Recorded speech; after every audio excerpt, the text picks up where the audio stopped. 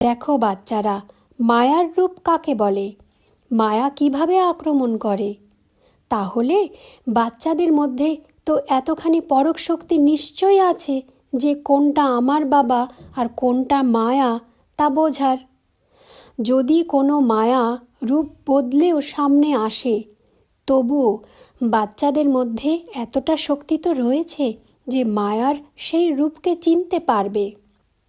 কারণ বাবার প্রতি বাচ্চাদের সত্যিকারের প্রেম রয়েছে, আর বাবা কখনোই বাচ্চাদেরকে মায়ার কাছে যেতে দেবে না। এটা তো বাবার প্রতিজ্ঞা বাচ্চাদের প্রতি। তাহলে পরখ তো হয়ে যাবে, তাই না? নিজের বাবাকে তো নিশ্চয়ই খুঁজতে যাবে একবার। দেখি না বাবা কোথায় বসে আছে, কোন কোণাতে বসে আছে, কি করছে আমার বাবা। প্রেম রয়েছে, তাই জন্যেই তো খুঁজতে যাবে।